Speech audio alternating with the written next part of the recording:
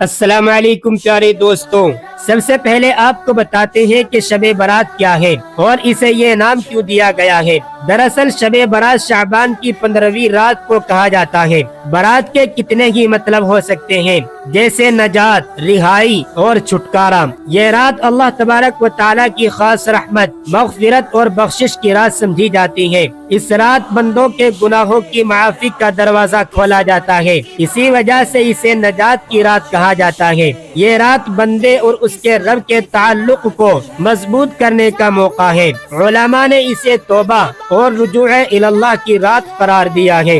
دوستو، اب آپ کو بتاتے ہیں کہ شب برات کب منائی جاتی ہے اور اس کی تاریخ کیسے متعین ہوتی ہے۔ دراصل شب برات شعبان المعظم کی 15ویں رات ہوتی ہے۔ اسلامی مہینے قمری حساب سے ہوتے ہیں، اس لیے تاریخ چاند دیکھنے پر موقوف ہے۔ 14 شعبان کی مغرب کے بعد شروع ہو کر فجر تک یہ رات رہتی ہے۔ ہر ملک میں چاند کی رویت کے مطابق تاریخ مختلف ہو سکتی ہے، اس لیے مقامی رویت ہلال کمیٹی کا اعلان معتبر ہوتا ہے۔ مسلمان اس رات عبادت کا اہتمام کرتے ہیں۔ یہ رمضان المبارک سے پہلے روحانی تیاری کی ایک اہم گھڑی ہے۔ دوستو، اب آپ کو بتاتے ہیں کیا قرآن یا حدیث سے شب برات کی فضیلت ثابت ہے۔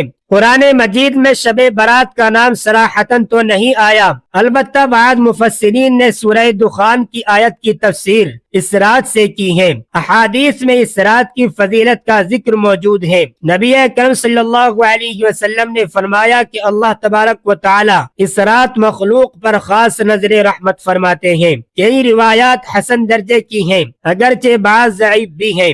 علماء نے مجموعی طور پر اس رات کی فضیلت کو قبول کیا ہے، اس لیے انفرادی عبادت کو مستحب کہا گیا ہے۔